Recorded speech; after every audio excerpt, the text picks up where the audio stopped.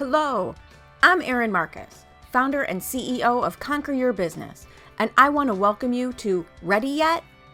If all you needed was a step-by-step plan of what to do, you could buy a book on how to succeed and you would be all set. But here's the rub. You'll never do what it takes until you become the person it takes to do it. The Ready Yet podcast is dedicated to those who are ready to become the person who succeeds, ready to become the person who steps into more, and ready to become the best version of themselves. In the I'm Ready interview series, join me for inspiring conversations with people who figured out who they needed to be in order to achieve their dreams and were brave enough to be that person. Hello, and welcome to this episode of the Ready Yet podcast, where I have conversations with folks who have figured out what they needed to do to be successful and have then actually stepped into doing it.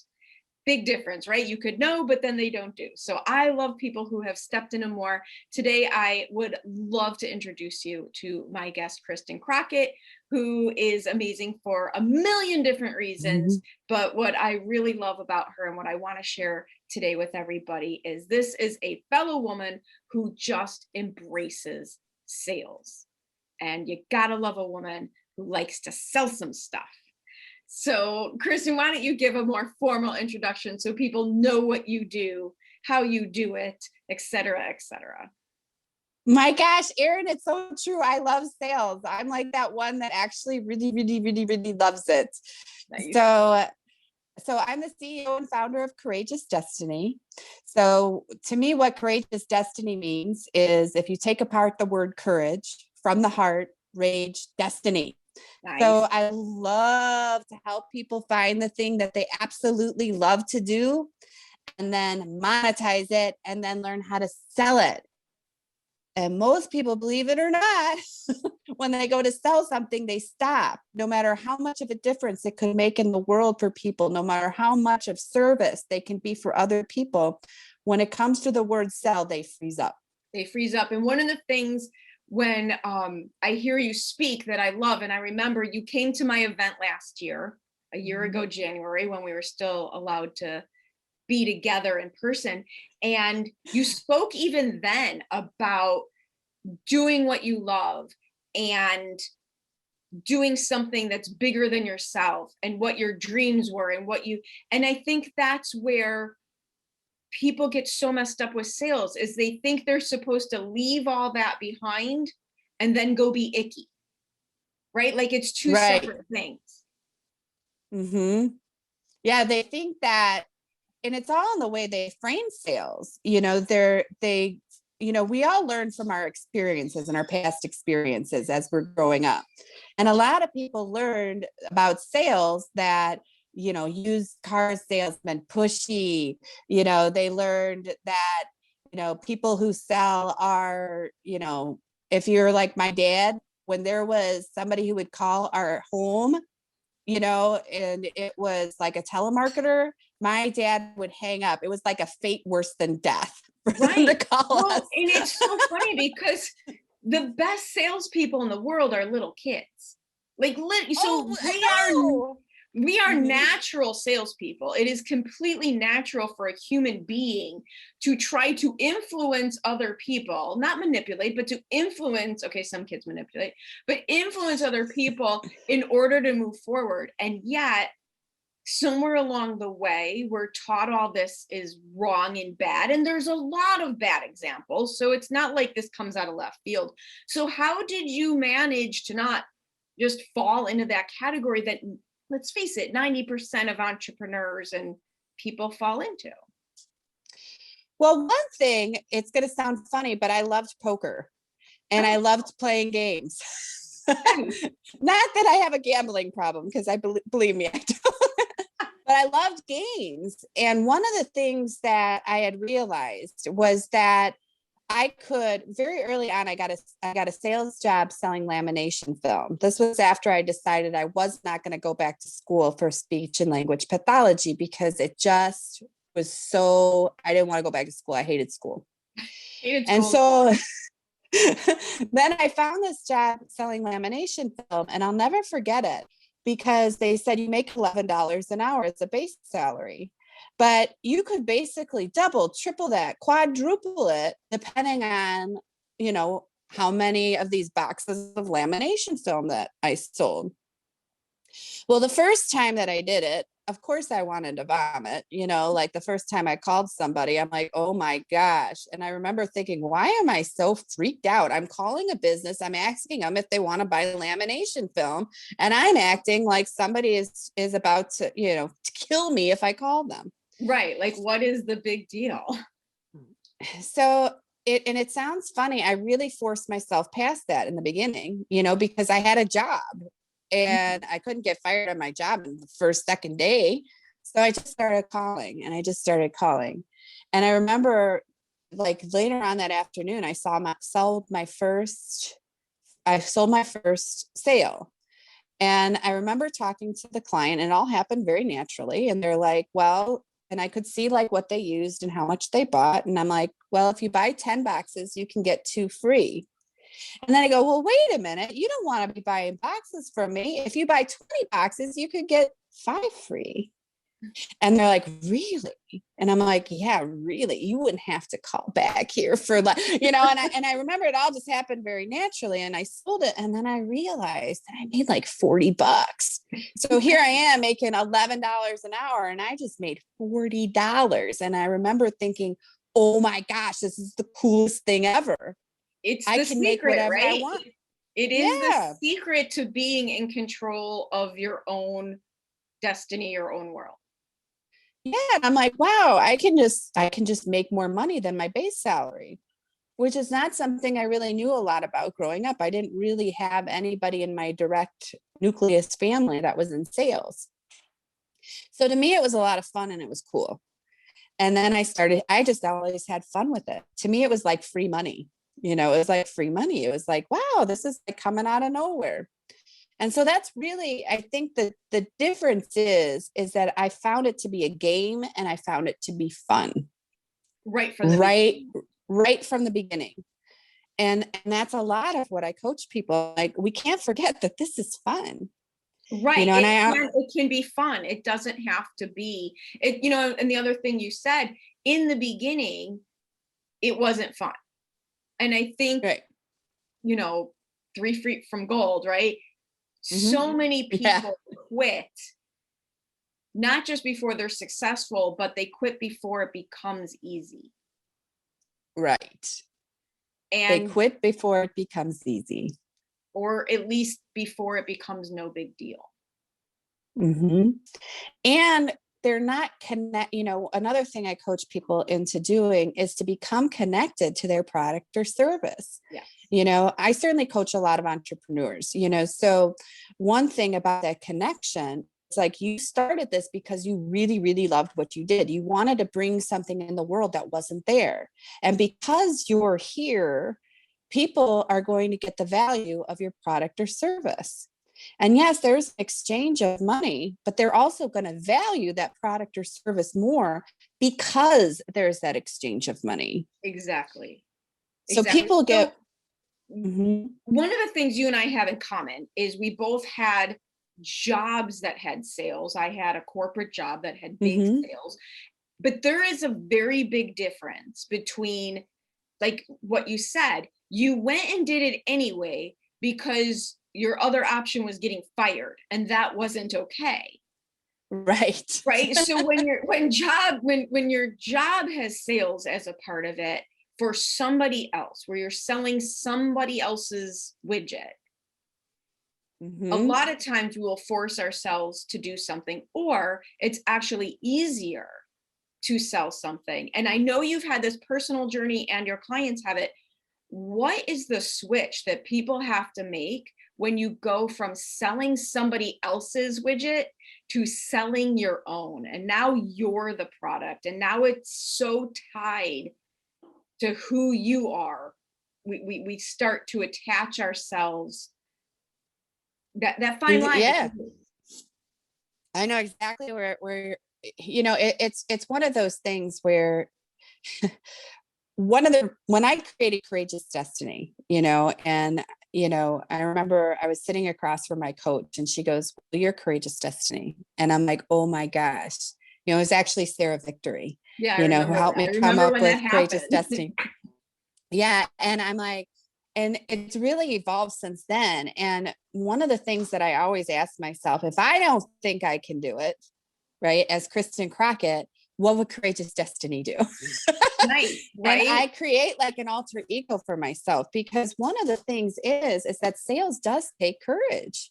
Yeah. If you've never done it before, or if you've got that thing that really, you've got that thing that really you're really connected to, like I'm really connected to the coaching and I really want to make a difference for people. And yes, when I became the product, it was definitely an evolution, because in that evolution where I became the product, I had to go through all kinds of different decisions I had made about myself. Am I credible enough? I had some really amazing examples as coaches, and there was things that I needed to do to create myself, to get the confidence. Yeah. But in the end, it was really just taking those actions. It was allowing myself, actions that generate sales are like, to me, like little pieces of stones in a path that you're laying out. Yes. And every little action that you take, you get more and more confidence. You get more and more stones and a more secure pathway to walk down. Absolutely. And that's what those actions are. And at the end of the day, that's what it was. It wasn't me having some insight. It wasn't me having like some big aha moment. It was me laying those stones, stone by stone, having the connective conversations. I always call them connective conversations. There needs to be a back and forth, and you have as many connective conversations as you can with as many different people as you can. It's so funny. And this is why, we connected right away and have always had so much fun together. And this is the exact same, success isn't a big epiphany. It's a series of small tweaks. And exactly, you do all the tiny little things, just like you're saying. And so I had a text message earlier this morning from one of my clients who averages $2,000 a month, but stepped into the program and did more. And this morning she texted me, she sold, you're going to love this, $10,000 in the last 5 days. I love it. Right? I love it. And it's from doing exactly what you're talking about. Mm-hmm. You set her up with a more comfortable stone by stone by stone situation so that she wouldn't freak out and also didn't fall out of integrity with herself. And boom. And I say, and boom, it's not like, and boom, but it feels like it, right? It feels like all of a sudden, boom. It does. It feels like all of a sudden, boom. And it's, and sometimes those stones that we're laying out, we don't even realize they're stones. Yeah. Sometimes it's coaching. Sometimes it's taking the coaching. Sometimes it's doing the journaling that is unblocking. Like one of the things I coach my clients to do is become a master at removing obstacles in front of themselves. Master that. If you master that, you get to streamline ahead. You get to go full steam ahead. If you keep tripping over the same stuff over and over and you never build your awareness over what you're tripping over, you keep going around in a circle, so it is, keep laying the stones, and the stones are everywhere. The stones are all about you moving forward.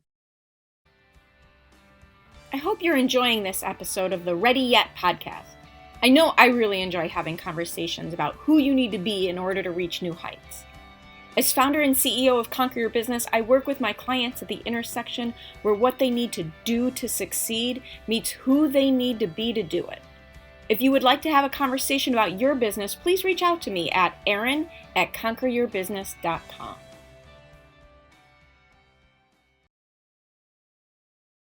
So let's switch it up a little bit.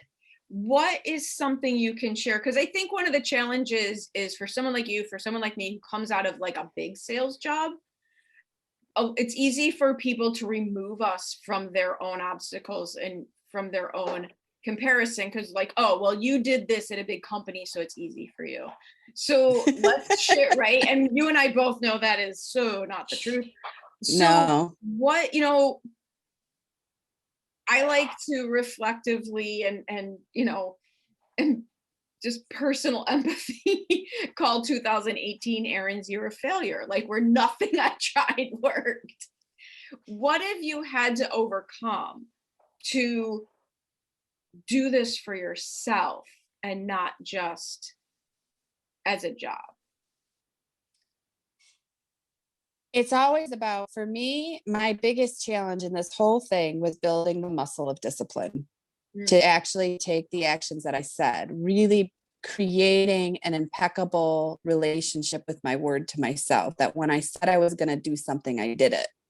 Because all of a sudden I was my own boss.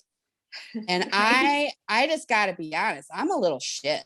Like when I was working in corporate, I could get out of stuff, I could wiggle my way out of stuff. And I'm like, what's the easiest thing to do? Why would I do it that way when I could do it this way? This way's quicker. My way's better.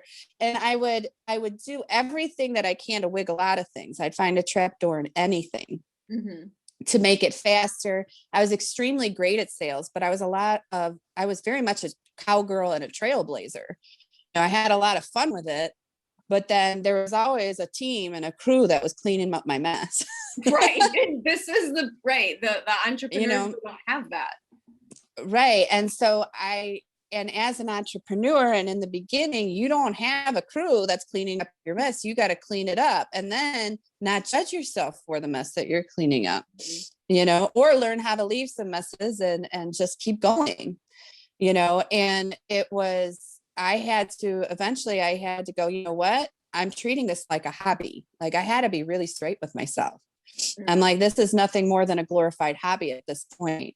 I don't have working hours. I've got this whole idea that I've got this career where I don't need a vacation from it, but I don't actually work sometimes. It wasn't consistently taking action on a day-to-day basis. And I had to get really, really straight with myself.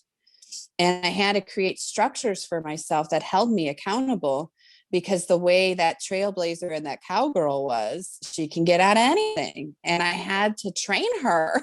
I had to train myself, I call it training the ego, right? So absolutely. Our ego is our actor, so I had to learn how to train my ego.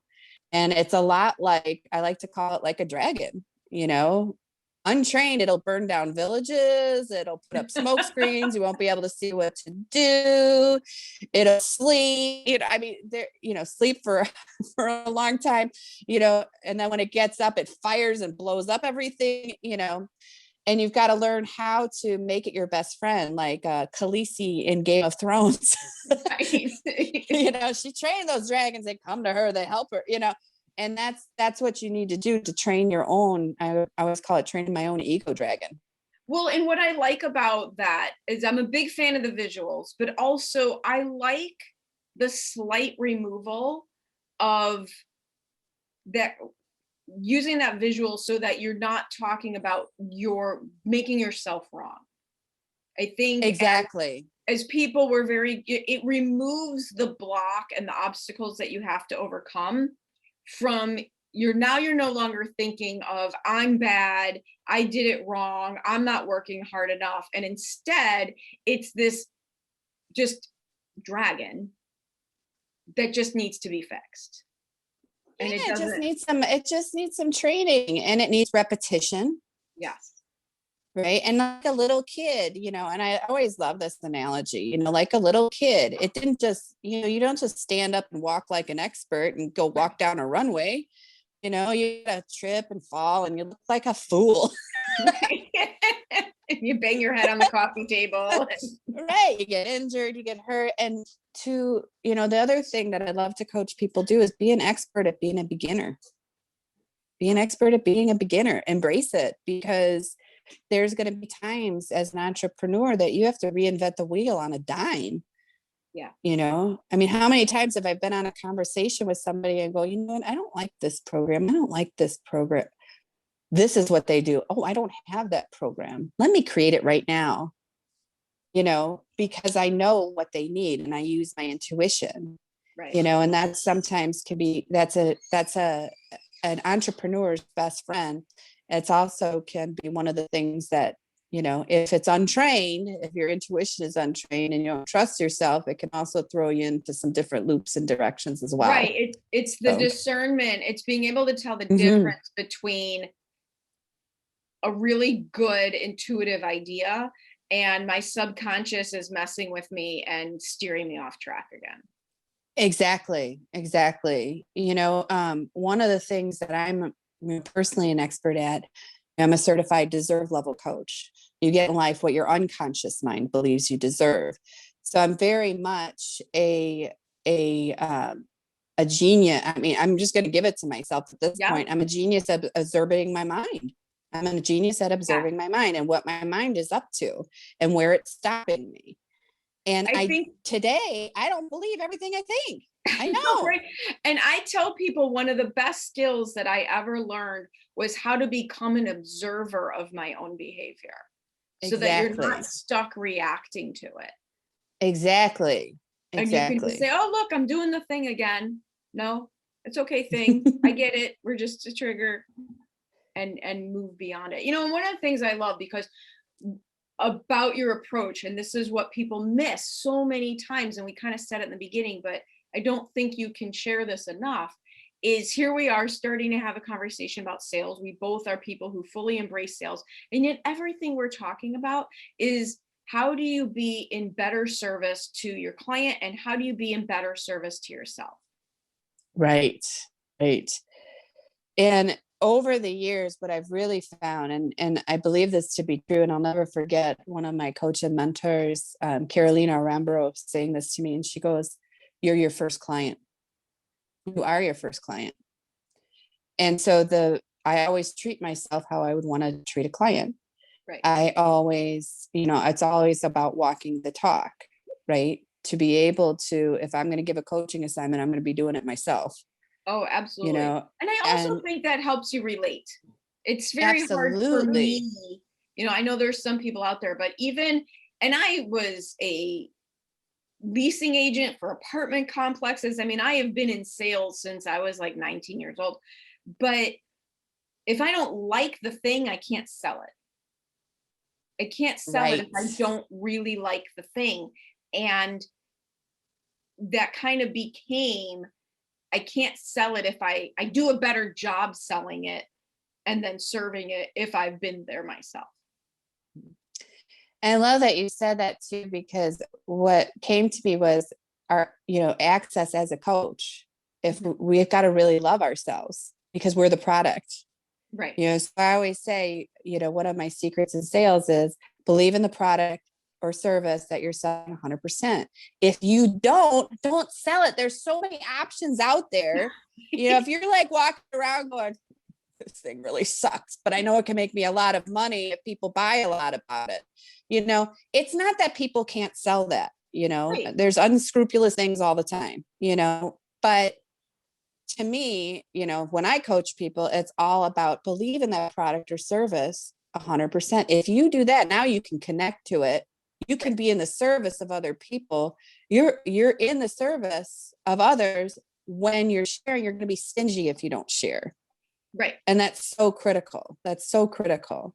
Absolutely. So. And I love that we're chatting with this. Truth be told, I have no idea when this episode will go live because I'm not in charge of that part of the world, but this is so much of what I've been working on for to put together for my 3-day event coming up. I know it's what you focus on with people, and sometimes I just feel if we could get the message to more people, there would be not just more successful entrepreneurs, but they wouldn't be so freaked out getting there. Like one of my favorite questions is not just what if this were easy, but going back to what we've been talking about, how easy am I willing to allow this to be? Right. And it's funny. It's like one of the coaching that I love to give and the coaching I love to take is to have weeks where everything just becomes easy. Yeah. No matter how complicated things show up, I'm like, oh, well, it's easy. It's kind of like if you're at I tried this one time at a wedding. It was really funny. There was this person like, I can't dance at all, and they looked horrible on the dance floor and they're like doing this thing back and forth. And I'm like, well, why don't you tell yourself you're a great dancer? Let's see how you do. And they go, I'm a great dancer. And the next thing you know, I'm not saying that they were Patrick Swayze, but they were like, I probably really dated myself there, but they were like, it was like all of a sudden there was maybe even like a little semblance of some rhythm. Right. So whatever you're telling yourself is how you're acting. Right. And if you tell yourself that sales is icky, then it'll be icky. And if you tell yourself that you can't do sales, then you won't be able to do sales. Right. And then, you know what I can't stand? I'm going to share this with you. I can't stand it when people are like, well, I'm not in sales. I'm an enrollment officer, or right. I'm a professional. Right. The euphemisms, like, please. Yeah, I'm a professional sharer. I'm not. And I go, okay, do you deep down, and this is my favorite thing to ask, I'm like, do you deep down know that you're selling something, that there's an exchange of money, and by that exchange of money, you could make money? Yes. I'm like, then why? Right. Why hide from it? Why not just step into the honor of it that it is? Because if people don't spend money, if they don't have any skin in the game, they probably won't even use the product or service. And that's what it is. Here's the other thing. You're not actually fooling your subconscious. No, you're not. You're playing a game that sucks. Right. And you're not fooling anybody. And I will promise you might be able to talk yourself through one sale with that euphemism of a title, but you will not. One of the things that has come out of this podcast and all these interviews that has been really exciting for me, I didn't mean it this way, but it's been the theme. And I know you'll totally agree with this. As an entrepreneur, when you're at a job, your success is often tied to fitting in the box that they need you in. But as an entrepreneur, your success is tied to embracing your authentic self. Right. And the hardest conversation you'll ever have is a honest one with yourself. Mm-hmm. And you are not going to embrace your authentic self. You're not fooling anybody. You're not fooling anybody. And, to do authenticity, right? To truly be your authenticity. One of the things I coach a lot on is hyper honesty, right? Being hyper honest with yourself. And I say hyper because you don't even realize, like, if you really observe whether or not you're lying, it can be the most fascinating thing in the world. It's like, there's another lie. Well, I just wanted to exaggerate that. I'm omitting something. My boyfriend's funny. He calls me an omitter sometimes. I'm like, I'm not an omitter. And then I omitted. And it's very fascinating to see because it can be so unconscious. So to create something really conscious, to be able to see some of this stuff on purpose, I go delving in all the time. And my unconscious mind. My coach has done this to me twice in the recent weeks, where we were making plans for what we were doing next and how we were going to do it. And I said yes to this and I said no to that. And then I came up with a reason. I called it an explanation of why I wasn't going to do whatever it was I wasn't going to do. And she said, well, if that's what you need to tell yourself to feel better, okay. Like, she just tells, we all do this. The truth of the matter is, if I had had more money in my account in that moment, I would have said yes to the thing. And instead, I came up with a perfectly reasonable explanation why I was waiting. It was a lie. Oh, yeah. It's a lie. Mm-hmm. What's really great. Have you ever had that coaching call, like before your coaching call, where you're like writing out the justifications, you're going to have a bullet point and you're going to stand your ground, with your coach, and realizing as you get in, like going, yeah, if I got to stand my ground, I'm probably not on the right, I'm not on an effective path right now. None of this is true. And that's one of the things, going back to becoming an observer of your own behavior and even tying it back to sales. I have learned not just my own behavior, but how does it feel physically in my body when I'm lying to myself? Like, how do I feel physically? And taking that into sales conversation, how does it feel in my body when I'm pitching, which is not what we're trying to do, and when I should be selling, which is that authentic relationship in service? You can feel it. Right. Right. You can feel it. And if you, I like to call it in alignment, out of alignment. Mm-hmm. It's like, if I'm out of alignment, there's something off. I'm like, okay, what am I hiding? Yeah. What am I not saying? I like to call it a mute button. Where am I muting myself? Oh, nice. I'm I'm a like, little meaner to myself. What's the lie I'm telling myself? Where's the lie? I like that. There's a lie. There's the lie. Right. Where's the lie? Mm-hmm. I love that. There's the lie. And there's a book that's really cool, a self-awareness book that I'm reading right now that I can't remember the author's name, but it's really helpful right now. But it's called Self-Observation. And I do one chapter a week, and it's the most fascinating thing ever, because even no matter how good you are at self-awareness, the more you can become even more aware, even more conscious, the more you control your own destiny, right? Courageous destiny. Absolutely. Awesome. So I love it. So for all the people who want to continue this conversation with you about how can they break through what they need to break through to do authentic sales and grow their business and be a happier human being, because I know you're way into being a happier human being, how can they get a hold of you?